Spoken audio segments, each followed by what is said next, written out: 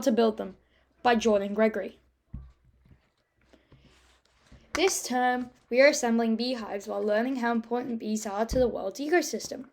Numerous things benefit from bee interactions, from high produce farms to simple garden flowers. Most are reliant on bees to continue their life cycle.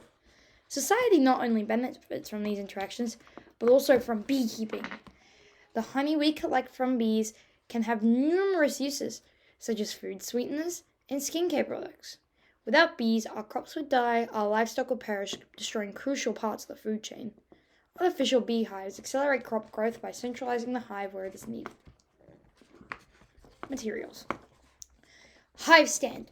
These are used to elevate the hive off the ground. This prevents the elements from affecting the entrance of the hive. This can be homemade with a block of concrete or a table. Bottom board and entrance reducer. The bottom board is the main floor of the hive. It has an entry panel into the hive called an entrance reducer. Since the size of the entrance can be reduced, it allows for bees in colder months to guard a smaller entrance and helps with ventilation. Brood box. This is the largest part of the hive and where the queen resides. This box often has 8 or 10 frames, which are used for egg laying and breeding of young drones. This is often blocked off from the rest of the hive via a queen excluder. This box can hold up to 60,000 bees, which is enough for productivity. This is a metal mesh barrier that allows the worker bees to pass through, but prevents the larger queen in doing so. This separates the honey from the eggs. Honey supers. This is where the honey is made.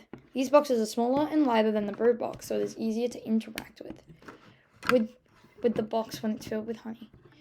These contain 8 to 10 frames depending on the size. Inner cover.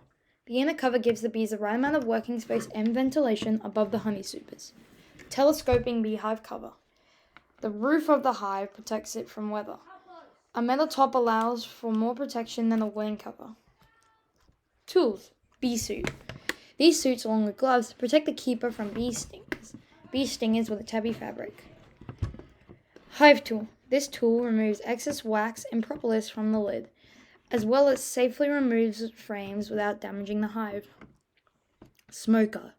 This tool has a small fire in its barrel, and when compressing the pad at the back, it pushes out puffs of smoke.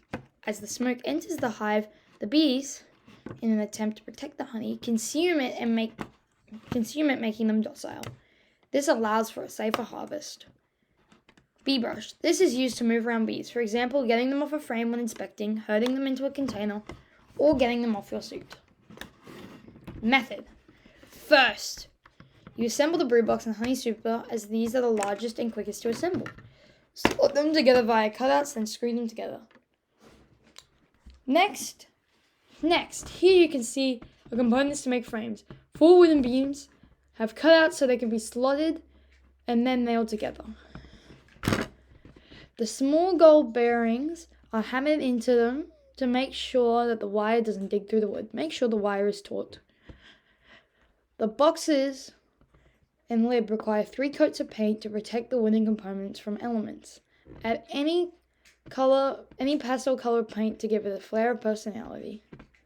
Make sure the paint isn't too bright, otherwise you can disrupt the bees. Finally, after adding the wire, you can choose to add wax into the frame. This helps the bees create honey sooner. This is done by placing the frame above a rectangle of wax and using a special tool to heat up the wire, causing it to phase into the wax. Introducing a new queen to a hive. Although rare, caution is needed when placing a new queen into a live hive, as the bees can reject her, boiling her alive. Our introduced queen was accepted into the hive and was allowed to lay eggs, so the hive thrived. Evaluation. The unpredictable weather this time stressed out the bees. They were often unable to leave the hive, causing them to eat the honey, reducing the amount harvestable. Therefore, harvesting was out of the question, as the remaining honey was a food source for the bees. A queen in one of the hives flew out during unexpected. The hive went without a queen for a few weeks, reducing honey production even further.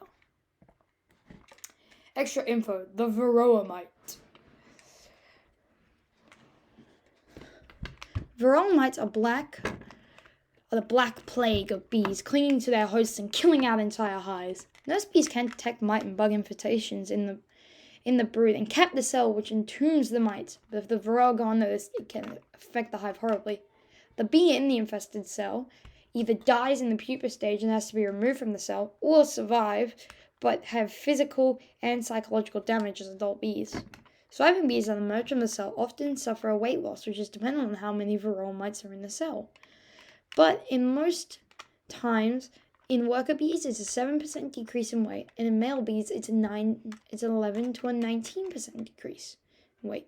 This decrease in weight often impairs the ability of flight and leaves these bees crawling around the hive. Worker bees that are affected enter the forager stage sooner in life, which shortens the lifespan even more. To detect a Varroa infestation, an alcohol test is often used. This requires filling the provided jar with some alcohol and filling the provided cup with bees, then placing the cup in the jar and putting the lid on, giving it a good shake. This will kill the bees, but it will cause the Varroa to die and float in the alcohol, which makes it easier to count. If you don't have many bees in your hive, you can use a sugar test, but that does not always work. Thank you for listening.